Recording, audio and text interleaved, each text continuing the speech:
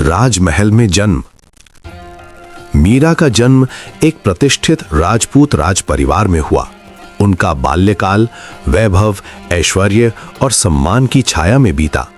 राजमहल की ऊंची प्राचीरों के भीतर जीवन की हर सुविधा सहज रूप से उपलब्ध थी। सोने चांदी से सजे कक्ष, सेवकों की कतारें, शाही परंपराएं और अनुशासन, सब कुछ उनके जीवन का स्वाभाविक अंग था। परंतु इस भौतिक वैभव के बीच भी मीरा का मन कहीं और ही रमा रहता था।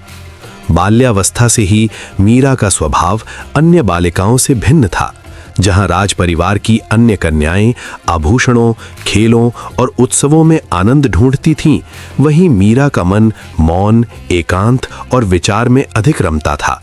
उनके लिए महल की चकाचौंध आकर्षण का विषय नहीं थी। वे अक्सर शांत स्थानों में बैठकर कुछ सोचती रहती, मानो किसी अदृश्य सत्य को महसूस करने का प्रयास कर रही हों। राजसी जीवन की शान शौकत उन्हें बांध नहीं पाती थी। वे वैभव को देखती थीं पर उसमें उलझती नहीं थीं। उनके मन में एक सहज विरक्ति थी जो किसी उपदेश या अनुभव से नहीं बल्कि स्वभाव से उपजी थी। ये विरक्ति किसी प्रकार का दुख नहीं थी बल्कि एक गहरी शांति का संकेत थी। मीरा के जीवन में धार्मिक वातावरण सहज रूप से उपस्थित था। राज परिवार की परंपराओं के अनुसार पूजा, व्रत और धार्मिक अनुष्ठान नियमित रूप से होते थे। किंतु मीरा के लिए ये सब केवल परंपरा नहीं था, वे इन क्रियाओं में एक गहन भाव के साथ सम्मिलित होती थीं। उनके लिए ईश्वर कोई दूरस्थ सत्ता नहीं बल्कि हृदय के अत्यंत समीप अनुभव होने वाली उपस्थिति थे। बचपन में ही मीरा के भीतर भक्ति का अंकुर फूट पड़ा था। वे प्रभु के नाम को केवल शब्द नहीं बल्कि जीवंत अनुभूति के रूप में ग्रहण करती थीं। उनके मन में ईश्वर के प्रति एक ऐसा आकर्षण था जो किसी सांसारिक संबंध से कहीं अधिक गहरा था। ये आकर्षण धीरे धीरे उनके व्यक्तित्व का केंद्र बनता चला गया। राजमहल का अनुशासित जीवन, सामाजिक मर्यादाएं और राजसी अपेक्षाएं मीरा के लिए बाधा नहीं बनी, परंतु वे उनके लक्ष्य भी नहीं थीं। उनका मन बार बार उस सत्य की ओर आकर्षित होता जो भौतिक सीमाओं से परे था। वे जीवन को केवल सुख सुविधाओं का संग्रह नहीं मानती थीं बल्कि आत्मा की यात्रा के रूप में देखती थीं। मीरा के लिए सम्मान और पद का विशेष महत्व नहीं था। वे जानती थीं कि ये सब क्षण भंगुर है। उनका हृदय उस प्रेम को खोज रहा था जो नष्ट नहीं होता, जो समय और परिस्थितियों से परे होता है। यही कारण था कि वे सांसारिक आकर्षणों से सहज रूप से दूर रहती थीं। राज परिवार के लोग मीरा की इस प्रवृत्ति को कभी बाल सुलभ मानते, कभी उसे असामान्य समझते, परंतु मीरा अपने मार्ग पर शांत भाव से चलती रहीं। उन्होंने कभी विरोध नहीं किया, न ही अपने विचारों को थोपने का प्रयास किया। उनका जीवन स्वयं एक मौन संदेश था। मीरा का बचपन बाहरी रूप से राजसी था पर भीतर से अत्यंत सरल और निर्मल। उनके विचारों में कोई छल नहीं था, कोई द्वंद्व नहीं था। वे जो महसूस करती थीं वही उनका सत्य था। इस सत्य के प्रति उनकी निष्ठा अडिग थी। महल की दीवारों के भीतर रहते हुए भी मीरा का मन मुक्त था। वे भौतिक बंधनों से ऊपर उठकर जीवन को देखने की क्षमता रखती थीं।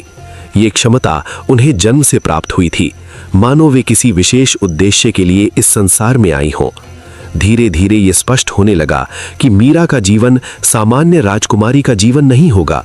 उनके भीतर एक अलग ही प्रकाश था, भक्ति का, प्रेम का और आत्मिक स्वतंत्रता का। ये प्रकाश समय के साथ और अधिक प्रखर होता गया।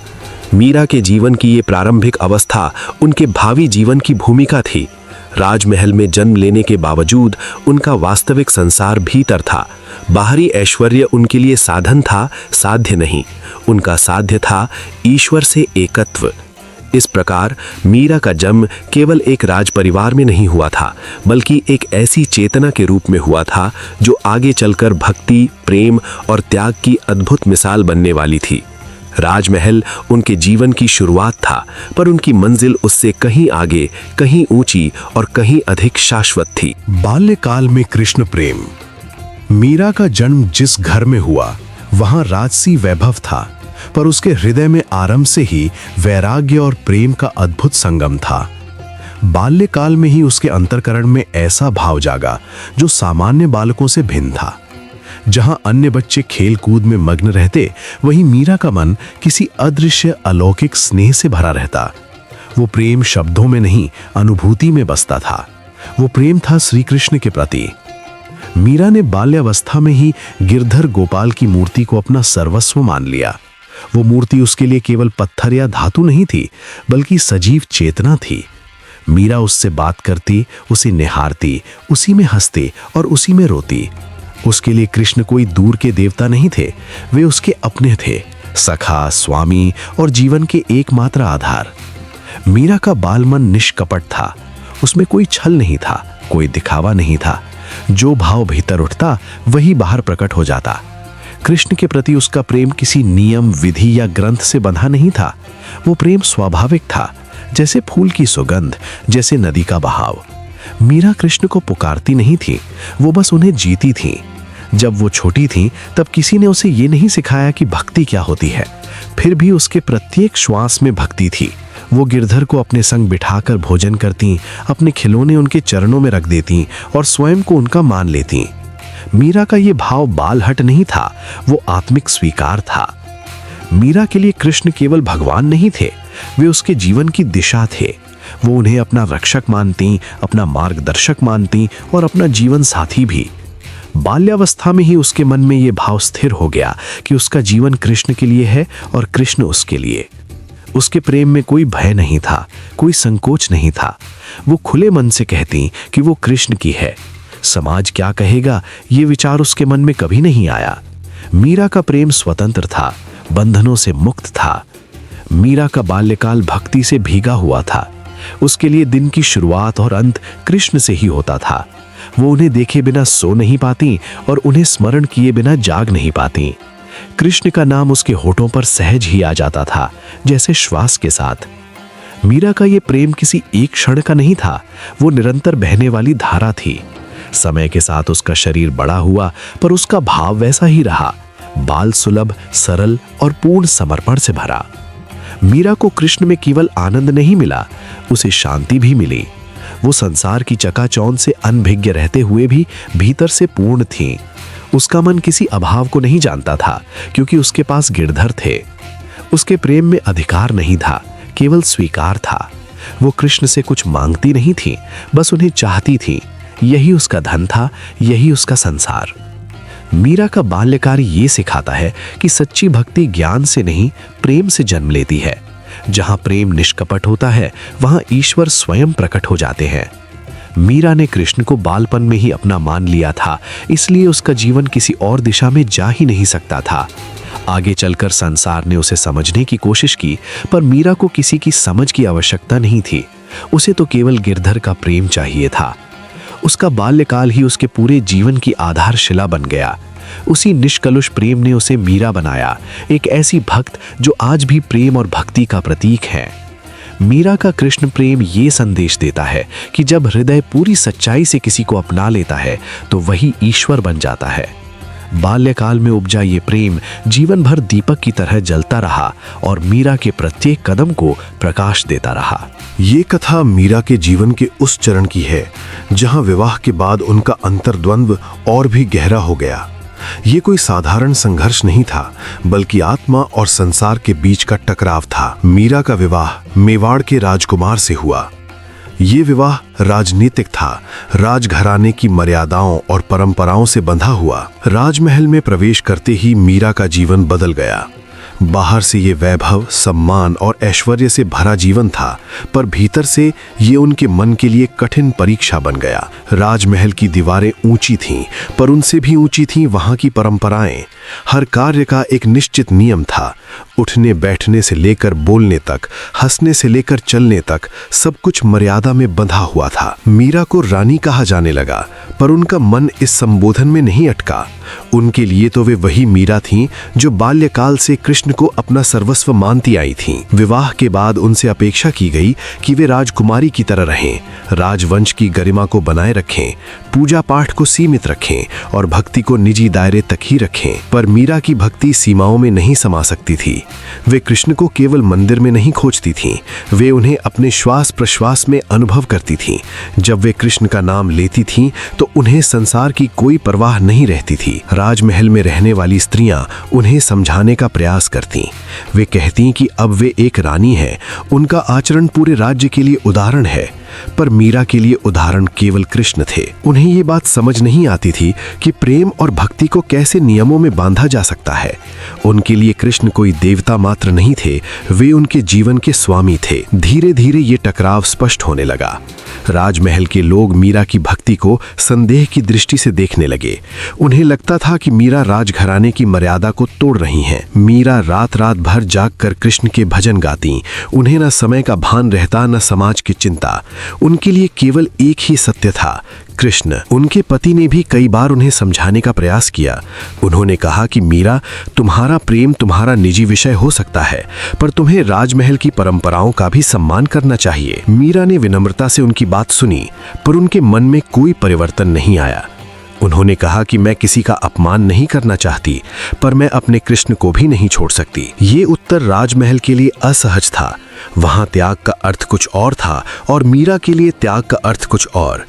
राजमहल में त्याग का अर्थ था व्यक्तिगत इच्छाओं का दमन, जबकि मीरा के लिए त्याग का अर्थ था संसार का मोह छोड़कर कृष्ण में लीन हो जाना। मीरा के भीतर एक निरंतर संघर्ष चलता रहता। एक ओर उनका सांसारिक दायित्व था, दूसरी ओर उनका आध्यात्मिक प्रेम। वे किसी से युद्ध नहीं कर रही थीं, ये युद्ध उनके भीतर था। वे जानती थीं कि वे जिस मार्ग पर चल रही हैं वो सरल नहीं है।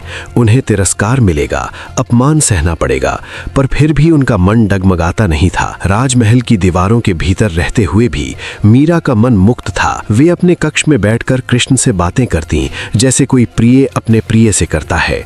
उनके लिए कृष्ण दूर नहीं थे, वे सदा पास थे। जब वे अकेली होती तब उनका मन और भी अधिक कृष्ण में डूब जाता। धीरे धीरे लोगों की आलोचना बढ़ने लगी। कहा जाने लगा कि मीरा अपने कर्तव्यों की उपेक्षा कर रही हैं। कोई कहता कि ये भ्रम में है, कोई कहता कि ये सब दिखावा है, पर मीरा ने कभी उत्तर नहीं दिया। उनका मौन ही उनका उत्तर था। वे जानती थीं कि सच्ची भक्ति को प्रमाण की आवश्यकता नहीं होती। कई बार उन्हें यह भी कहा गया कि एक रानी को इस तरह खुले रूप से भक्ति नहीं करनी चाहिए, पर मीरा के लिए भक्ति छिपाने की वस्तु नहीं थी। वे सोचती थीं कि यदि कृष्ण मेरे हैं तो मुझे उन्हें स्वीकार करने में संकोच क्यों हो। उनके लिए लज्जा का कारण भक्ति नहीं, बल्कि भक्ति से दूर होना था। मीरा के जीवन में ये अंतर्द्वंद्व प्रतिदिन गहराता गया। वे राजमहल में थीं, पर उनका मन वृंदावन में था। वे मेवाड़ की रानी थीं, पर उनकी आत्मा कृष्ण की दासी थी। इस द्वंद्व ने उन्हें तोड़ा नहीं, बल्कि और मजबूत बनाया। उनका विश्वास और दृढ़ हो गया। वे समझ चुकी थीं कि संसार उन्हें स्वीकार करे या ना करे, ये उनके मार्ग का मापदंड नहीं हो सकता। उनका मार्ग तो कृष्ण ने तय किया था। वे उसी मार्ग पर चलेंगी, चाहे उसके परिणाम कुछ भी हों। उनके लिए कृष्ण का साथ ही सबसे बड़ा सम्मान था। राजमहल में रहते हुए भी मीरा ने कभी अपनी भक्ति को कम नहीं किया। वे जानती थीं कि यह संघर्ष उनका अपना है, कोई और इसे पूरी तरह समझ नहीं सकता। ये उनके हृदय और कृष्ण के बीच का संबंध था। इस संबंध में किसी तीसरे की अनुमति की आवश्यकता नहीं थी। इस प्रकार मीरा का विवाह केवल एक सामाजिक घटना नहीं था, बल्कि उनके जीवन की सबसे बड़ी परीक्षा बन गया। इस परीक्षा में उन्होंने संसार के सामने नहीं, बल्कि अपने अंतरात्मा के सामने उत्तर दिया। उन्होंने कृष्ण को नहीं छोड़ा, चाहे संसार उनसे कुछ भी चाहता रहा हो। मीरा का ये अंतर्द्वंद्व आज भी हमें ये सिखाता है कि सच्चा प्रेम और सच्ची भक्ति किसी भी बंधन से बड़ी होती है। भक्ति में लीन मीरा का जीवन एक ऐसी अखंड धारा के समान था, जो निरंतर कृष्ण नाम के सागर में बहती रहती है। उनका हर श्वास, हर स्पंदन, हर विचार केवल गिरधर गोपाल के चरणों में समर्पित था। संसार की दृष्टि में वे एक राजघराने की बहू थीं, पर अपने अंतर में वे केवल और केवल कृष्ण की दासी थीं। दिन हो या रात, जागरण हो या निद्रा, उनके मन में एक ही स्वर गूंजता रहता, शाम का नाम। उनके लिए समय का अर्थ बदल गया था। घड़ी की सुइयों से नहीं, बल्कि भजन की लय से उनका जीवन चलता था। मीरा को न लोकलाज का भय था, न निंदा का बंधन। जो समाज उन्हें देखता था, वही समाज उनके प्रेम को समझ नहीं पाता था। वे राजमहल की दीवारों में रहते हुए भी मुक्त थीं, क्योंकि उनका मन द्वारकाधीश के चरणों में बंधा था। रेशमी वस्त्र, आभूषण, वैभव, ये सब उनके लिए अर्थहीन हो गए थे। उन्हें जो प्रिय था वो था कृष्ण का नाम, कृष्ण की छवि, कृष्ण का स्मरण। उनका हृदय वीणा बन गया था जिसकी हर तार पर शाम की धुन बजती रहती थी। मीरा के लिए भक्ति कोई अनुष्ठान नहीं थी, वो उनका स्वभाव बन चुकी थी। वे भजन गाती तो शब्द नहीं, आत्मा बोलती थी। उनकी वाणी में ऐसी तन्मयता थी कि सुनने वाला अपने आप को भूल जाता था। उनके गीतों में न कोई दिखावा था, न कोई आग्रह, बस एक सीधा निष्कपट प्रेम था। वे कहती थीं कि कृष्ण उनके स्वामी हैं, उनके प्राण हैं, उनके जीवन का एकमात्र सत्य है। इस स्वीकार में कोई संकोच नहीं था, कोई भय नहीं था। दिन रात का भेद उनके लिए मिट गया था। जब संसार सोता था तब भी मीरा जागती रहती थी। दीपक की मंद लौ के सामने बैठकर वे अपने गिरधर से बातें करती थीं। कभी वे हंसती थीं, कभी रोती थीं, कभी शिकायत करती थीं तो कभी कृतज्ञता से भर जाती थीं। ये सब किसी औपचारिक प्रार्थना का भाग नहीं था, ये तो प्रेमियों की स्वाभाविक भाषा थी। उनके लिए कृष्ण कोई दूर का देवता नहीं थे, वे तो उनके अपने थे, सखा, प्रियतम, स्वामी, सब कुछ। मीरा के जीवन में त्याग अपने आप आ गया था। उन्होंने कुछ छोड़ा नहीं, बल्कि जो शेष रहा वो अपने आप छूटता चला गया। संसार की रुचियां, मान अपमान, प्रशंसा, निंदा, ये सब उनके भीतर अपना स्थान खोते चले गए। जब मन एक ही नाम में रम जाता है तब बाकी सब अपने आप गौण हो जाता है। मीरा का हृदय इतना भर गया था कि उसमें किसी और की जगह ही नहीं बची थी। वे जहां भी जाती थीं वहां भक्ति का वातावरण बन जाता था। उनकी उपस्थिति में ही लोगों को शांति का अनुभव होता था। उनके भजनों में ऐसी सरलता थी कि साधारण जन भी उनसे जुड़ जाता था। वे किसी को उपदेश नहीं देती थीं, किसी पर मत नहीं थोपती थीं। उनका जीवन ही उनका संदेश था। जो उन्हें देखता था वही सीख लेता था कि सच्ची भक्ति कैसी होती है, निसंकोच, निस्वार्थ, निर्भय। मीरा को कई बार तिरस्कार सहना पड़ा, अपमान झेलना पड़ा, पर उनके मन में कभी खड़वाहट नहीं आई। वे सब कुछ कृष्ण को अर्पित कर देती थीं। उन्हें विश्वास था कि जो कुछ भी होता है वो श्याम की इच्छा से ही होता है। ये विश्वास उन्हें अडिग बनाता था। जब मन एक ही आश्रय पकड़ लेता है तब आंधियां भी उसे डिगा नहीं पाती। उनका जीवन भजन में ढल गया था। चलते फिरते, बैठते उठते, खाते पीते, हर क्षण उनका मन कृष्ण में ही लगा रहता था। वे स्वयं को भूल गई थीं। उनके लिए मैं का अस्तित्व मिट गया था। जो बचा था वो केवल प्रेम था। ऐसा प्रेम जो किसी प्रतिफल की अपेक्षा नहीं करता, जो केवल देने में ही तृप्त हो जाता है। मीरा के लिए भक्ति कोई साधना नहीं थी, वो उनकी सहज अवस्था थी। जैसे नदी बहती है, जैसे फूल खिलता है, वैसे ही उनका मन कृष्ण की ओर झुकता था। इसमें कोई प्रयास नहीं था, कोई संघर्ष नहीं था। उनका प्रेम स्वाभाविक था, सहज था, पूर्ण था। वे अपने आराध्य में इस तरह लीन थीं कि स्वयं को अलग मान ही नहीं पाती थीं। उनकी आंखों में जब शाम की छवि बस जाती थी तब संसार धुंधला हो जाता था। वे कहती थीं कि उन्हें और कुछ देखने की आवश्यकता नहीं। एक बार जिसने कृष्ण को पा लिया उसके लिए बाकी सब व्यर्थ हो जाता है। उनका ये भाव किसी विरक्ति से नहीं बल्कि पूर्ण तृप्ति से उपजा था। मीरा का जीवन बताता है कि भक्ति में भय नहीं होता। जब प्रेम सच्चा होता है तब साहस अपने आप आ जाता है। वे निर्भय थीं क्योंकि उन्हें खोने का डर नहीं था। उनका सब कुछ पहले ही कृष्ण को समर्पित हो चुका था। जिस व्यक्ति ने सब कुछ दे दिया उससे फिर क्या छीना जा सकता है। उनके भजनों में आत्मा की पुकार थी। वे शब्दों से अधिक भावों में बहते थे। उनमें विरह भी था, मिलन की आकांक्षा भी थी और पूर्ण समर्पण भी था। वे कृष्ण को पुकारती थीं पर साथ ही जानती थीं कि वे कभी उनसे अलग नहीं हैं। ये विरोधाभास ही उनके प्रेम की गहराई को दर्शाता है। मीरा का जीवन किसी सिद्धांत की व्याख्या नहीं करता, वो प्रेम की अनुभूति कराता है। उनके लिए कृष्ण का नाम ही साधन था और वही साध्य भी। वे किसी विशेष मार्ग का प्रचार नहीं करती थीं। उनका मार्ग उनका हृदय था और उनका लक्ष्य वही था जहां उनका हृदय टिक गया था। दिन बीतते गए, ऋतुएं बदलीं, संसार चलता रहा, पर मीरा की तन्मयता वैसी ही बनी रही। उनका प्रेम समय से परे था। वो किसी परिस्थिति पर निर्भर नहीं था। सुख हो या दुख, सम्मान हो या अपमान, उनकी भक्ति में कोई अंतर नहीं आया। यही उनकी साधना की सच्चाई थी। मीरा ने यह दिखा दिया कि भक्ति में बाहरी आडंबर की आवश्यकता नहीं होती, न बड़े अनुष्ठान, न कठिन व्रत। यदि मन सच्चा है तो नाम ही पर्याप्त है। उनका जीवन इस सत्य का साक्षात उदाहरण बन गया। वे स्वयं को कुछ भी नहीं मानती थीं। उनकी विनम्रता उनके प्रेम से उपजी थी। जब व्यक्ति अपने आराध्य को सब कुछ मान लेता है, तब स्वयं को बड़ा मानने का प्रश्न ही नहीं उठता। मीरा की ये सरलता ही उनकी महानता थी। उनकी भक्ति ने सीमाएं तोड़ दी। जाति, वर्ग, परंपरा ये सब उनके लिए गौण हो गए थे। उनका संबंध सीधा कृष्ण से था और उसी में वे संतुष्ट थीं। यही सीधापन ही उनकी भक्ति की शक्ति था। मीरा का जीवन एक निरंतर भजन था। उसमें आरंभ और अंत का भेद नहीं था। वो एक प्रवाह था जो चलता ही गया। उनका नाम आज भी इसलिए स्मरण किया जाता है क्योंकि उन्होंने भक्ति को जिया, केवल कहा नहीं। उनकी कथा सुनकर यह अनुभव होता है कि सच्चा प्रेम व्यक्ति को कितना मुक्त कर देता है। मीरा बंधनों में रहते हुए भी मुक्त थीं, क्योंकि उनका मन कहीं और बंधा हुआ था, उस स्थान पर जहां केवल प्रेम होता है। भक्ति में लीन मीरा का जीवन हमें यह सिखाता है कि जब मन पूरी तरह एक में लग जाता है, तब द्वंद्व समाप्त हो जाता है। न डर रहता है, न भ्रम। जो शेष रहता है वो शांति होती है, आनंद होता है और एक गहरा अविचल विश्वास होता है।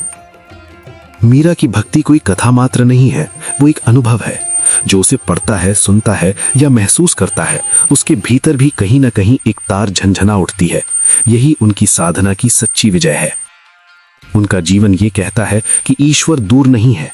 जब प्रेम सच्चा हो तो वो हर श्वास में, हर क्षण में उपस्थित हो जाता है। मीरा ने यही जिया, यही गाया और यही बन गई।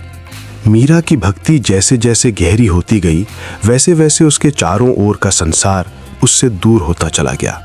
जिस घर में वो रहती थी, वही घर उसके लिए प्रश्नों और विरोध का स्थान बन गया। परिवार, जो कभी उसके सम्मान और सुरक्षा का आधार था, अब उसकी भक्ति को संदेह की दृष्टि से देखने लगा। समाज, जो परंपराओं और रीति रिवाजों से बंधा हुआ था, मीरा की स्वतंत्र, निर्भीक और अनन्य कृष्ण भक्ति को स्वीकार करने में असमर्थ था। मीरा का मार्ग प्रेम और समर्पण का था, जबकि समाज का मार्ग मर्यादा, लोकलाज और दिखावे का। इन दोनों के बीच टकराव होना ही था। मीरा के लिए कृष्ण केवल एक देवता नहीं थे, वे उसके जीवन का आधार थे। पर परिवार के लिए ये भक्ति एक समस्या बन गई। वे कहते थे कि एक राजघराने की बहू को इस प्रकार साधुओं संतों के बीच नहीं रहना चाहिए। भजन कीर्तन में डूबे रहना शोभा नहीं देता। मीरा के पहनावे, उसके आचरण, उसके शब्द, सब पर प्रश्न उठाए जाने लगे। उसे समझाया गया कि वो अपने कर्तव्यों को भूले नहीं, अपने पद और मर्यादा को पहचाने। पर मीरा के लिए ये सब शब्द अर्थहीन थे। उसका हृदय तो गिरधर के चरणों में बस चुका था। धीरे धीरे उपेक्षा ने तानों का रूप ले लिया। मीरा की भक्ति का उपहास उड़ाया जाने लगा। कोई कहता वो पागल हो गई है, कोई उसे अभिमानी बताता, तो कोई कहता कि ये सब दिखावा है। समाज के लिए मीरा एक पहेली बन गई थी। एक ऐसी स्त्री जो ना तो डरती थी, न झुकती थी, न समझौते के लिए तैयार थी। लोग उसे अलग थलग करने लगे। उत्सवों में उसे तिरस्कार भरी दृष्टि से देखा जाता, सभा में उसकी उपस्थिति असहज कर दी जाती। पर मीरा के भीतर कोई कड़वाहट नहीं थी। वो सब कुछ सहन करती रही, क्योंकि उसके लिए ये सब अस्थायी था और कृष्ण का प्रेम शाश्वत। परिवार के भीतर भी स्थिति कठिन होती चली गई। रिश्तों में ठंडापन आ गया। जिनसे वो अपनापन चाहती थी, वही उससे दूरी बनाने लगे। उसे समझाया गया कि वो अपने व्यवहार से परिवार की प्रतिष्ठा को ठेस पहुंचा रही है। मीरा चुप रहती, क्योंकि वो जानती थी कि प्रेम को शब्दों से समझाया नहीं जा सकता। उसका उत्तर केवल भजन था, केवल नाम स्मरण था। रातों को जब सब सो जाते, तब मीरा कृष्ण से बातें करती। वही उसके सखा थे, वही उसके दुखों के साक्षी। उपेक्षा का सबसे बड़ा भार तब पड़ता है जब व्यक्ति अकेला कर दिया जाता है। मीरा के साथ भी यही हुआ। उसे अपने ही घर में पराया महसूस कराया गया। उसके विचारों को महत्व नहीं दिया गया, उसके भावों को समझने का प्रयास नहीं किया गया। पर इस अकेलेपन में भी मीरा टूटी नहीं, बल्कि उसका विश्वास और दृढ़ होता गया। उसने जाना कि जब संसार साथ छोड़ देता है, तब ईश्वर और भी निकट आ जाते हैं। समाज का भय मीरा को डरा नहीं सका। लोक लाज की दीवारें उसके लिए बाधा नहीं बनी। वो जानती थी कि सच्ची भक्ति किसी की स्वीकृति की मोहताज नहीं होती। जो प्रेम हृदय से निकलता है, उसे रोकना संभव है। मीरा के भजन अब केवल उसके निजी नहीं रहे, वे उसके जीवन का घोष बन गए। ताने सुनकर भी वो मुस्कुरा देती, अपमान सहकर भी उसका मन शांत रहता। ये शांति संसार की नहीं थी, ये कृष्ण की देन थी। कई बार उसे डराने की कोशिश भी की गई। उसे बताया गया कि इस मार्ग का अंत दुख और विनाश है, पर मीरा ने अपने भीतर झांका और पाया कि उसे किसी भय का अनुभव नहीं हो रहा। जहां कृष्ण है वहां डर कैसा? उसका विश्वास अटिक था। वो जानती थी कि ये मार्ग कठिन है, पर यही उसका सत्य है। उसने स्वयं को पूरी तरह उस सत्य के हवाले कर दिया। मीरा के जीवन में विरोध केवल बाहरी नहीं था, भीतर भी एक संघर्ष था। एक ओर समाज की आवाजें थीं, दूसरी ओर हृदय की पुकार। पर मीरा ने हृदय की सुनी। उसने जाना कि यदि वो अपने प्रेम से मुंह मोड़ ले तो जीवन अर्थहीन हो जाएगा। इसलिए उसने हर ताने, हर उपेक्षा को स्वीकार किया, जैसे वे उसकी साधना का हिस्सा हों। समय के साथ लोग थक गए, पर मीरा नहीं थकी। समाज बदलता रहा, पर मीरा का प्रेम स्थिर रहा। जिन लोगों ने उसे तिरस्कृत किया, वही आगे चलकर उसकी भक्ति की गहराई को समझने लगे। पर मीरा के लिए यह समझ भी आवश्यक नहीं थी। उसे किसी प्रमाण की आवश्यकता नहीं थी, क्योंकि उसका जीवन ही उसका प्रमाण था। विरोध और उपेक्षा ने मीरा को कमजोर नहीं किया, बल्कि उसे और मजबूत बना दिया। उसने सिखाया कि सच्चा विश्वास बाहरी समर्थन से नहीं, भीतर की दृढ़ता से जन्म लेता है। जब संसार प्रश्न करता है, तब आत्मा उत्तर देती है। मीरा की आत्मा ने केवल एक ही उत्तर दिया, कृष्ण। इस प्रकार मीरा का जीवन ये संदेश देता है कि भक्ति का मार्ग सरल नहीं होता। उसमें कांटे भी होते हैं, अकेलापन भी होता है, अपमान भी होता है, पर जो प्रेम सच्चा हो वो हर कठिनाई को पार कर लेता है। मीरा की भक्ति दिन प्रतिदिन बढ़ती जा रही थी। उनके हृदय में केवल एक ही नाम बसता था, श्री कृष्ण। राजमहल, वैभव, सम्मान, रीति रिवाज सब उनके लिए गौण हो चुके थे। वे हर क्षण गिरधर गोपाल के स्मरण में रहती, उन्हीं के गीत गाती और उन्हीं में लीन रहती। ये अनन्य भक्ति कुछ लोगों को आनंद देती थी, तो कुछ के मन में ईर्ष्या और क्रोध का कारण बनती जा रही थी। राज दरबार में अनेक लोग ऐसे थे जिन्हें मीरा का ये स्वरूप स्वीकार नहीं था। उन्हें लगता था कि एक राजघराने की स्त्री का इस प्रकार भक्ति में डूब जाना लोकलाज और मर्यादा के विरुद्ध है। मीरा का निर्भय होकर मंदिर जाना, साधु संतों के साथ बैठना, कृष्ण भजन गाना, इन सब तो वे अपमान समझते थे। भीतर ही भीतर उनका अहंकार आहत होता रहता था। धीरे धीरे ये असंतोष षड्यंत्र में बदलने लगा। मीरा को डराने, रोकने और झुकाने के अनेक प्रयास किए गए, पर हर बार वे और अधिक दृढ़ होकर उभरी। उनका विश्वास कृष्ण में अडिग था। वे कहती थीं, जो मेरा है वही मेरा रक्षक है। इस विश्वास को तोड़ पाना किसी के लिए भी संभव नहीं था। जब किसी भी प्रकार से मीरा को रोका नहीं जा सका, तब शत्रुओं ने एक भयानक योजना बनाई। उन्होंने निश्चय किया कि मीरा को विष देकर समाप्त कर दिया जाए। उन्हें लगता था कि इस प्रकार मीरा की भक्ति का अंत हो जाएगा और राजमहल की मर्यादा बच जाएगी। ये विचार उनके लिए उचित और आवश्यक प्रतीत हो रहा था, क्योंकि उनके हृदय में करुणा नहीं, केवल अहंकार था। एक दिन अवसर देखकर बड़ी चतुराई से मीरा के पास एक सुंदर पात्र में विष मिला हुआ पेय भेजा गया। ऊपर से वो अमृत समान दिखता था। उसे बड़े आदर के साथ प्रस्तुत किया गया, मानो वो कोई पवित्र प्रसाद हो। देने वालों के चेहरे पर बनावटी विनम्रता थी, पर मन में घोर छल छिपा था। मीरा ने उस पात्र को अपने हाथों में लिया। उनके चेहरे पर न कोई भय था, न कोई संदेह। वे तो हर वस्तु को कृष्ण की देन मानती थीं।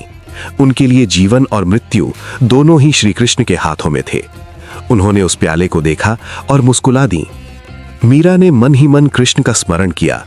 उनका हृदय प्रेम से भर उठा।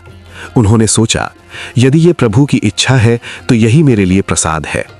उनके लिए ये प्याला विष का नहीं, बल्कि अपने प्रियतम का भेजा हुआ प्रसाद था।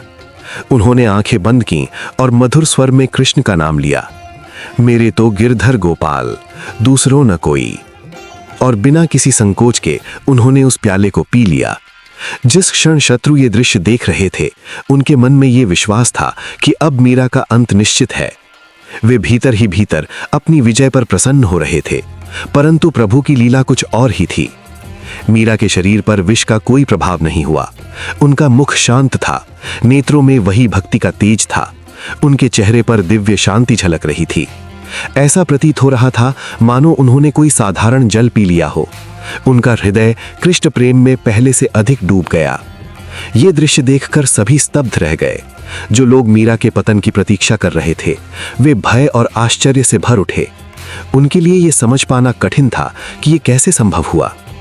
पर भक्त के लिए यह असंभव नहीं था, क्योंकि जहां पूर्ण समर्पण होता है वहां विष भी अमृत बन जाता है। मीरा जानती थीं कि उन्हें कौन बचा रहा है। उनके लिए ये कोई चमत्कार नहीं, बल्कि प्रेम की स्वाभाविक परिणति थी। वे कृष्ण के प्रेम में इतनी लीन थीं कि संसार की कोई भी शक्ति उन्हें छू नहीं सकती थी। इस घटना के बाद भी मीरा के मन में किसी के प्रति द्वेष नहीं आया। उन्होंने किसी को दोष नहीं दिया। उनके हृदय में केवल करुणा थी। वे जानती थीं कि जो लोग षड्यंत्र करते हैं वे अज्ञान में ऐसा करते हैं। मीरा का मार्ग प्रेम का मार्ग था, क्षमा का मार्ग था। उनकी भक्ति और अधिक प्रखर हो गई। अब लोग समझने लगे कि ये साधारण स्त्री नहीं, बल्कि ईश्वर प्रेम में डूबी हुई एक महान आत्मा है। विष भी जिसे हानि न पहुंचा सके, उसे संसार की कौन सी शक्ति बांध सकती है। मीरा का जीवन इस बात का प्रमाण बन गया कि सच्ची भक्ति में भय नहीं होता। जहां विश्वास होता है वहां विष भी निष्प्रभावी हो जाता है। जो अपने आराध्य पर पूर्ण भरोसा करता है उसके लिए मृत्यु भी हार जाती है। मीरा के लिए कृष्ण केवल आराध्य नहीं थे, वे ही जीवन थे, वे ही श्वास थे। उन्होंने स्वयं को पूरी तरह उनके चरणों में समर्पित कर दिया था। इसलिए हर षड्यंत्र उनके लिए परीक्षा नहीं, बल्कि भक्ति को और गहरा करने का अवसर बन गया। ये घटना युगों युगों तक कही जाती रही। मीरा का नाम भक्ति, साहस और पूर्ण समर्पण का प्रतीक बन गया। उन्होंने ये सिखाया कि ईश्वर प्रेम में डूबा हुआ मन किसी भी विष से नहीं डरता। मीरा आज भी भक्तों के हृदय में जीवित है। उनका संदेश सरल है। यदि विश्वास सच्चा हो तो संकट भी प्रसाद बन जाता है।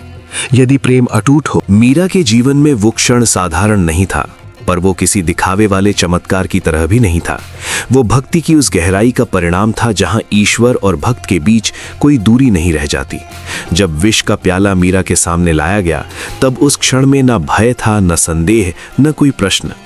मीरा के मन में केवल एक ही भाव था, यदि ये मेरे प्रभु की इच्छा है तो यही सत्य है। उसके हाथ कांपे नहीं, उसकी आंखों में आंसू नहीं थे और उसके हृदय में मृत्यु का भय नहीं था। वहां केवल कृष्ण थे और कृष्ण पर अटूट विश्वास था। मीरा ने उस विष को विष नहीं माना, उसने उसे अपने प्रभु की ओर से आया प्रसाद समझा। उसके लिए जीवन और मृत्यु का निर्णय मनुष्यों के हाथ में नहीं, बल्कि गिरधर गोपाल की इच्छा में था। उसने न अपने अपमान के बारे में सोचा, न अपने शत्रुओं के बारे में, न उस षड्यंत्र के बारे में जो उसके विरुद्ध रचा गया था। उसके भीतर किसी प्रकार की प्रतिक्रिया नहीं थी, क्योंकि उसकी चेतना संसार से ऊपर उठ चुकी थी। वो उस क्षण भी उतनी ही शांत थी जितनी वो भजन गाते समय रहती थी। मीरा के लिए कृष्ण कोई दूर बैठा देवता नहीं थे। वे उसके जीवन की श्वास थे, उसकी चेतना थे, उसका आधार थे। इसलिए जब विष उसके होठों से लगा, तब वो भय का कारण नहीं बना। उस घड़ी में मीरा के भीतर एक अजीब सी स्थिरता थी। ऐसा लगता था जैसे समय थम गया हो। आसपास खड़े लोग उस पल को सांस रोके देख रहे थे, पर मीरा के लिए वो केवल एक और क्षण था, कृष्ण की ओर समर्पण का। विष ने अपना स्वभाव खो दिया। जो शरीर को नष्ट करने आया था वही जीवन का रक्षक बन गया। पर यह परिवर्तन किसी बाहरी शक्ति के प्रदर्शन से नहीं हुआ। न कोई तेज प्रकाश फैला, न कोई आकाशवाणी हुई, न किसी ने चमत्कार की घोषणा की। ये सब भीतर ही भीतर घटित हुआ। मीरा के विश्वास ने विष की धार को कुंद कर दिया। उसकी भक्ति ने उस तत्व को निष्प्रभावी कर दिया जो नाश के लिए लाया गया था। मीरा सुरक्षित रही, पर उससे भी अधिक महत्वपूर्ण ये था कि उसकी भक्ति और गहरी हो गई। उसने इसे अपने प्रभु की विशेष कृपा नहीं माना, बल्कि इसे भक्ति का स्वाभाविक परिणाम समझा। उसके लिए यह प्रमाण था कि जिसने स्वयं को पूर्ण रूप से समर्पित कर दिया हो, उसे किसी भी भय से डरने की आवश्यकता नहीं। कृष्ण अपने भक्त की रक्षा किसी शोरगुल के साथ नहीं करते, बल्कि सहजता से करते हैं, जैसे माँ अपने बच्चे को बाहों में समेट ले। जो लोग मीरा को हानि पहुंचाना चाहते थे वे स्तब्ध रह गए। उनकी योजनाएं निष्फल हो गईं, पर मीरा ने उनके प्रति भी कोई कटुता नहीं रखी। उसके मन में न विजय का भाव था, न प्रतिशोध की भावना। वो जानती थी कि अज्ञान और अहंकार से प्रेरित लोग स्वयं अपने कर्मों का भार ढोते हैं। मीरा के लिए वे भी उसी कृष्ण की सृष्टि थे जिनकी वो उपासिका थी। ये घटना मीरा के जीवन में कोई मोड़ नहीं लाई, क्योंकि वो पहले ही संसार से परे चल रही थी। वो ना इस घटना को लेकर गर्वित हुई, ना इसे अपने महत्व का प्रमाण मानने लगी। उसके लिए भक्ति कोई साधन नहीं थी जिससे चमत्कार घटे, बल्कि भक्ति स्वयं लक्ष्य थी। यदि विष अमृत बन गया तो ये इसलिए नहीं कि मीरा ने कुछ चाहा था, बल्कि इसलिए कि उसने कुछ चाहा ही नहीं था। मीरा का जीवन निरंतर समर्पण की धारा में बह रहा था। वो ना अपने कष्टों को गिनती थी, ना अपनी रक्षा को। उसके लिए हर क्षण कृष्ण का था। वो जानती थी कि जब भक्त अपने अस्तित्व को पूरी तरह प्रभु को सौंप देता है, तब प्रभु स्वयं उसकी चिंता अपने ऊपर ले लेते हैं। उस अवस्था में न मृत्यु डरावनी रहती है, न जीवन बोझ बनता है। कृष्ण की कृपा का अर्थ मीरा के लिए ये नहीं था कि संकट आएंगे ही नहीं। संकट तो आए, अपमान भी हुआ, पीड़ा भी मिली, अकेलापन भी सहना पड़ा, पर हर संकट के बीच एक अदृश्य सहारा था। वो सहारा था विश्वास का, जो डगमगाता नहीं था। वही विश्वास विष को अमृत में बदलने की क्षमता रखता है। मीरा की भक्ति में कोई सौदा नहीं था। उसने कृष्ण से सुरक्षा नहीं मांगी, जीवन नहीं मांगा, सम्मान नहीं मांगा। उसने केवल प्रेम मांगा, और वो प्रेम इतना गहरा था कि उसमें सब कुछ समा गया। जब प्रेम पूर्ण होता है, तब भय अपने आप विलीन हो जाता है। मीरा के भीतर यही प्रेम था। ये घटना लोगों के लिए एक कथा बन गई, पर मीरा के लिए ये केवल एक अनुभव था। उसने इसे प्रचारित नहीं किया, न किसी को समझाने की कोशिश की। वो जानती थी कि सच्ची भक्ति शब्दों से नहीं, जीवन से प्रकट होती है। जो देखना चाहता है वो स्वयं देख लेता है, और जो नहीं देखना चाहता उसके लिए कोई प्रमाण पर्याप्त नहीं। कृष्ण ने मीरा की रक्षा की, पर उन्होंने ऐसा इसलिए नहीं किया कि मीरा उनसे कुछ अपेक्षा रखती थी। उन्होंने ऐसा इसलिए किया क्योंकि मीरा ने स्वयं को पूरी तरह उन्हें सौंप दिया था। जहां पूर्ण समर्पण होता है, वहां कृपा अपने आप प्रवाहित होती है। वो कृपा किसी नियम से बंधी नहीं होती, न किसी तर्क से। मीरा के जीवन में विष का अमृत बन जाना एक प्रतीक है। ये दिखाता है कि जब चेतना शुद्ध हो जाती है, तब बाहरी विष भी असर नहीं कर पाता। मन का विष, समाज का विष, अपमान का विष, सब निष्प्रभावी हो जाते हैं। मीरा ने यही सिखाया कि भक्ति पलायन नहीं है, बल्कि जीवन को निर्भय होकर स्वीकार करने की शक्ति है। उसके बाद भी मीरा का मार्ग आसान नहीं हुआ। परीक्षाएं चलती रहीं, विरोध बना रहा, पर विष का अनुभव उसके भीतर एक अडिग शांति छोड़ गया। वो जान गई कि अब जो भी होगा कृष्ण की इच्छा से होगा। इस समझ ने उसे अजय बना दिया, न किसी युद्ध में बल्कि अपने भीतर। मीरा की कथा में ये घटना इसलिए महत्वपूर्ण नहीं कि इसमें विष अमृत बना, बल्कि इसलिए महत्वपूर्ण है कि इसमें एक भक्त का भय पूरी तरह समाप्त हो गया। जब भय समाप्त होता है, तब जीवन और मृत्यु दोनों समान हो जाते हैं। मीरा उसी अवस्था में जी रही थी। कृष्ण की कृपा किसी विशेष क्षण तक सीमित नहीं थी, वो मीरा के हर श्वास में थी। विष का निष्प्रभावी होना केवल एक झलक थी उस गहरे संबंध की जो मीरा और कृष्ण के बीच था। वो संबंध शब्दों से परे था, तर्क से परे था। मीरा सुरक्षित रही, पर उससे भी अधिक सुरक्षित उसकी भक्ति रही। संसार उसे डिगा नहीं सका, क्योंकि वो किसी आधार पर खड़ी नहीं थी। वो स्वयं कृष्ण में विलीन थी। जहां विलय होता है, वहां रक्षा की आवश्यकता भी समाप्त हो जाती है। इस प्रकार विष अमृत बन गया। ये कोई जादू नहीं था, कोई प्रदर्शन नहीं था। ये उस प्रेम की स्वाभाविक अभिव्यक्ति थी जो बिना शर्त, बिना भय और बिना अपेक्षा के था। संसार के सारे बंधन जब मन पर बोझ बन जाए और आत्मा किसी और ही लोक की पुकार सुनने लगे, तब त्याग कोई निर्णय नहीं रह जाता, वो जीवन की स्वाभाविक धारा बन जाता है। मीरा के जीवन में भी ऐसा ही हुआ।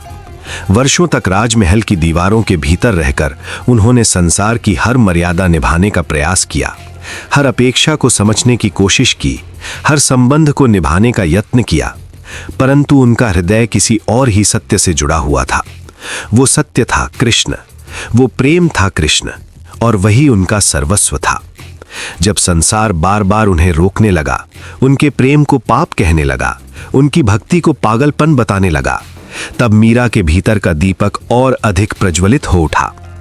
उन्होंने समझ लिया कि ये संसार उन्हें नहीं समझ सकता, और ना ही वो संसार को समझाने के लिए बनी है। एक दिन वो आया जब मीरा ने भीतर ही भीतर ये निश्चय कर लिया कि अब उन्हें किसी से कुछ कहना नहीं है, न किसी से अनुमति लेनी है, न किसी के भय से अपने प्रेम को छिपाना है। उन्होंने न राजसी वस्त्रों का मोह रखा, न आभूषणों की चिंता की, न मान सम्मान की परवाह की। जिस देह को संसार रानी कहता था, उसी देह को उन्होंने साधारण वस्त्रों में ढक लिया। जो चरण कभी संगमरमर के फर्श पर चलते थे, वही चरण अब धूल भरी पगडंडियों पर चलने को तैयार हो गए। संसार ने जिसे त्याग कहा, मीरा ने उसे मुक्ति समझा। जब उन्होंने महल की देहरी लांघी, तो वो केवल एक भवन को छोड़कर नहीं जा रही थीं। वो एक पूरी व्यवस्था, एक पूरी सोच और एक पूरी बंधन श्रृंखला को पीछे छोड़ रही थीं। उस क्षण उनके मन में न क्रोध था, न पीड़ा, न प्रतिशोध, केवल एक गहरी शांति थी, जैसे कोई अपनी वास्तविक जगह पर लौट रहा हो।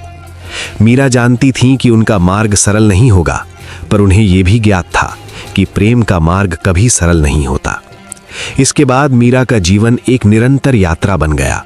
वो किसी एक स्थान पर नहीं रुकी, किसी एक आश्रय को अपना स्थायी घर नहीं बनाया। कभी वो वृंदावन की गलियों में दिखती, कभी मथुरा के घाटों पर, कभी द्वारका की ओर जाती हुई, तो कभी किसी अनजान गांव की पगडंडी पर। उनके पास न धन था, न सुरक्षा, न कोई साथ चलने वाली सेना। उनके पास केवल भजन थे, आंसू थे और कृष्ण का नाम था। वही उनका सहारा था, वही उनकी पूंजी थी। जहां भी मीरा जाती, वहां उनका परिचय उनके गीत बन जाते। वो जब गाती तो शब्द साधारण होते, पर भाव इतने गहरे कि सुनने वाला स्वयं को भूल जाता। उनकी वाणी में न शास्त्रों का गर्व था, न विद्वता का अहंकार। उसमें केवल प्रेम था, ऐसा प्रेम जो सीधे हृदय को छूता था। लोग उनकी ओर खिंचे चले आते। कोई उन्हें संत मानता, कोई पागल, कोई देवी, तो कोई केवल एक प्रेम में डूबी स्त्री।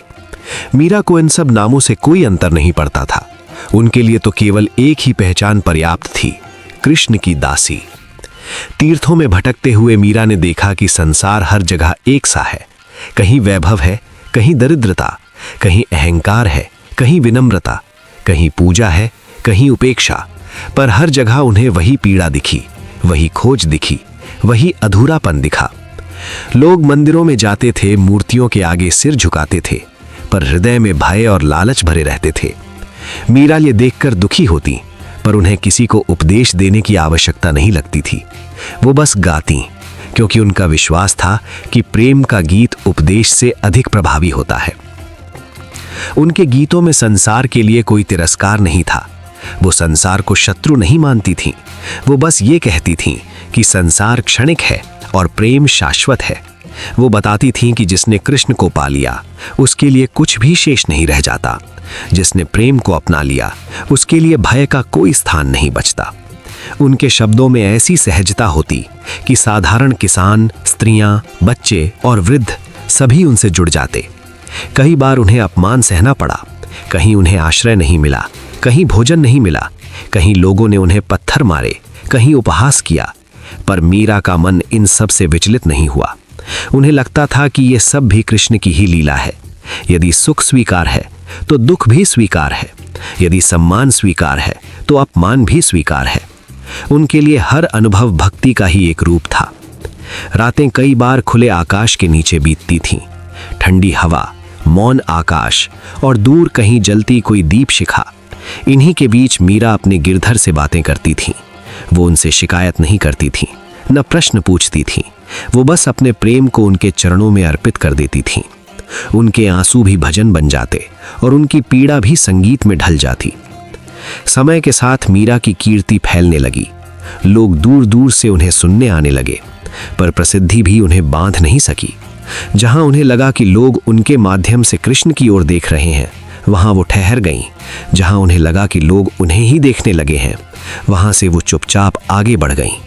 उन्हें स्वयं को केंद्र में रखना कभी स्वीकार नहीं था। उनका केंद्र तो केवल कृष्ण थे। उनकी यात्रा केवल भौगोलिक नहीं थी, वो एक आंतरिक यात्रा भी थी। हर दिन वो अपने भीतर और गहराई तक उतरती जाती थी। संसार का हर त्याग उनके भीतर के किसी और बंधन को भी काट देता। धीरे धीरे उनके भीतर से मैं का भाव भी गलने लगा। वो स्वयं को मीरा नहीं कहती थी, वो स्वयं को केवल एक पुकार मानती थी, एक धुन मानती थी जो कृष्ण की ओर बह रही है। अंततः वो अवस्था भी आई जब लोगों को ये समझना कठिन हो गया कि मीरा देह में है या देह से परे जा चुकी हैं। वो चलते चलते रुक जाती, गाते गाते मौन हो जाती, और उस मौन में भी एक गीत गूंजता रहता। उनके लिए मृत्यु भी कोई भय नहीं थी, क्योंकि जिसने जीवन को ही कृष्ण को समर्पित कर दिया हो, उसके लिए मृत्यु भी एक मिलन ही है।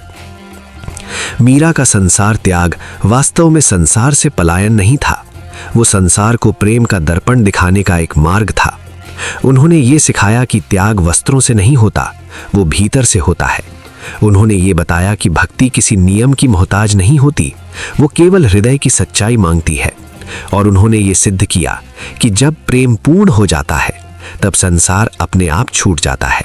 उसे छोड़ने के लिए किसी संघर्ष की आवश्यकता नहीं होती। मीरा की ये यात्रा आज भी समाप्त नहीं हुई है। वो आज भी हर उस हृदय में जीवित है जो प्रेम के लिए साहस करता है। मीरा का जीवन भक्ति के उस प्रकाश की तरह है जो समय, समाज और परिस्थितियों की दीवारों को पार करता हुआ आज भी मनुष्य के हृदय में उजास भर देता है। उनका भक्ति मार्ग किसी सिद्धांत की कठोर रेखा नहीं था, बल्कि प्रेम की सहज बहती नदी थी, जिसमें न भय था, न संकोच, न गणना। मीरा ने ईश्वर को दूर किसी लोक में नहीं खोजा। उन्होंने कृष्ण को अपने हृदय में जिया, अपने श्वास प्रश्वास में अनुभव किया और अपने हर कण में बसाया। यही कारण है कि उनके भजन केवल गाए नहीं जाते, वे अनुभूत किए जाते हैं। उनमें शब्द कम और भाव अधिक हैं, तर्क कम और प्रेम अनंत है। मीरा की भक्ति किसी चमत्कार की अपेक्षा नहीं करती थी। उनके लिए कृष्ण का नाम ही चमत्कार था। वे जब गाती थीं तो उनके स्वर में पीड़ा भी होती थी, विरह भी, आनंद भी और पूर्ण समर्पण भी। उनके भजन सुनकर ऐसा प्रतीत होता है मानो आत्मा स्वयं बोल रही हो। वे कहती थीं कि जब प्रेम सच्चा हो तो ईश्वर स्वयं मार्ग बनाते हैं, और उनका जीवन इसी सत्य का साक्ष्य बन गया। अनेक कष्ट आए, अनेक अपमान सहने पड़े, पर मीरा का विश्वास कभी डगमगाया नहीं। उनका प्रेम किसी सौदे की तरह नहीं था जिसमें बदले में कुछ मांगा जाए। वह तो ऐसा दीप था जो स्वयं जलकर दूसरों को प्रकाश देता रहा। मीरा के लिए भक्ति का अर्थ संसार से पलायन नहीं था, बल्कि संसार में रहते हुए भी उससे परे हो जाना था। वे राजमहल में रहीं, पर उनका मन कभी वैभव में नहीं रमा। उनके लिए गहनों की चमक से अधिक कृष्ण के नाम का उजास था। समाज ने उन्हें समझने का प्रयास नहीं किया, क्योंकि मीरा की भक्ति सामाजिक मान्यताओं की सीमाओं में नहीं बंधती थी। उन्होंने स्त्री होने की सीमाओं को भी नहीं माना और न ही राजघराने की मर्यादाओं को। उनका एकमात्र धर्म प्रेम था और उनका एकमात्र स्वामी गिरधर गोपाल। मीरा के भजनों में जो पीड़ा है वह निराशा की नहीं, बल्कि विरह की है। वह विरह जिसमें मिलन की आशा छिपी रहती है। वे रोती हैं, तड़पती हैं, पर उस तड़प में भी शिकायत नहीं होती। वे ईश्वर से प्रश्न नहीं करती, बल्कि स्वयं को और अधिक समर्पित कर देती हैं। यही कारण है कि उनका दुख भी साधना बन जाता है। उनका जीवन यह सिखाता है कि सच्ची भक्ति में कष्ट भी प्रसाद बन जाता है। समय बीतता गया, युग बदले, पर मीरा का स्वर मौन नहीं हुआ। आज भी जब उनके भजन गूंजते हैं तो मनुष्य अपने भीतर कुछ बदलता हुआ महसूस करता है। आधुनिक जीवन की भागदौड़ में जब मन थक जाता है और आत्मा बोझिल हो जाती है, तब मीरा की वाणी शीतल वायु की तरह राहत देती है। वो याद दिलाती है कि जीवन का सार संग्रह में नहीं, समर्पण में है, अधिकार में नहीं, अनुराग में है। मीरा की भक्ति ने यह भी सिखाया कि ईश्वर तक पहुंचने के लिए किसी विशेष मार्ग की आवश्यकता नहीं होती। न ज्ञान का अभिमान चाहिए, न कर्म का प्रदर्शन, केवल प्रेम चाहिए, निष्कपट, निर्भीक और पूर्ण। मीरा ने कृष्ण को मित्र माना, स्वामी माना, पति माना, पर सबसे पहले प्रेम माना। उनका यह प्रेम किसी बंधन में नहीं बंधा था। वह स्वतंत्र था, व्यापक था और निस्वार्थ था। इसी कारण उनकी भक्ति आज भी प्रासंगिक है। जब समाज ने उन्हें ठुकराया, तब भी मीरा ने समाज से द्वेष नहीं किया। उन्होंने किसी के प्रति कटुता नहीं रखी। उनका विरोध भी मौन में बदल गया, क्योंकि उनके पास कहने के लिए केवल कृष्ण का नाम था। वे जानती थीं कि सच्चा प्रेम स्वयं अपनी रक्षा करता है। यही कारण है कि उनका जीवन किसी संघर्ष की कहानी बनकर नहीं रह गया, बल्कि एक आध्यात्मिक यात्रा बन गया। मीरा के भजनों में लोक भाषा की सरलता है, पर भाव की गहराई अथाह है। वे कठिन शब्दों का सहारा नहीं लेती, क्योंकि प्रेम को शब्दों की सजावट की आवश्यकता नहीं होती। उनका हर पद सीधे हृदय को छूता है। उसमें जीवन का सत्य है, आत्मा की पुकार है और ईश्वर से संवाद है। यही संवाद आज भी जीवित है, क्योंकि वह केवल मीरा और कृष्ण के बीच नहीं था, वह हर उस मनुष्य के लिए था जो प्रेम की खोज में है। मीरा का जीवन यह प्रमाणित करता है कि जब मनुष्य स्वयं को पूरी तरह समर्पित कर देता है, तब ईश्वर उसके जीवन की बागडोर स्वयं संभाल लेते हैं। मार्ग अपने आप बनते जाते हैं, भय अपने आप मिटने लगते हैं और अकेलापन अपने आप भर जाता है। मीरा ने कभी भविष्य की चिंता नहीं की, क्योंकि उन्हें विश्वास था कि जिनके हाथ में उन्होंने स्वयं को सौंप दिया है, वही उनका मार्गदर्शन करेंगे। आज भी जब कोई व्यक्ति टूटता है, जब विश्वास डगमगाता है, तब मीरा की भक्ति आश्रय बनती है। उनका जीवन प्रेरणा देता है कि प्रेम यदि सच्चा हो तो वह किसी स्वीकृति का मोहताज नहीं होता, वह स्वयं में पूर्ण होता है। मीरा ने न तो सम्मान की मांग की, न समझे जाने की। उन्होंने केवल प्रेम किया और उसी में विलीन हो गईं। अंततः मीरा का भक्ति प्रकाश यही सिखाता है कि ईश्वर को पाने के लिए बाहर नहीं, भीतर जाना पड़ता है। जब हृदय प्रेम से भर जाता है तब ईश्वर स्वयं प्रकट हो जाते हैं। मीरा का जीवन किसी एक काल की कथा नहीं है, वह हर उस आत्मा की कहानी है जो प्रेम के मार्ग पर चलने का साहस करती है। उनका भक्ति प्रकाश आज भी जल रहा है और जब तक प्रेम जीवित है तब तक मीरा भी जीवित रहेंगी, अपने भजनों में, अपने भावों में और उन अनगिनत हृदयों में जिन्होंने उन्हें स्पर्श किया है। मीरा की कथा का अंतिम संदेश केवल एक भक्त की कहानी नहीं है, बल्कि वो मानव जीवन के लिए एक शाश्वत मार्गदर्शन है।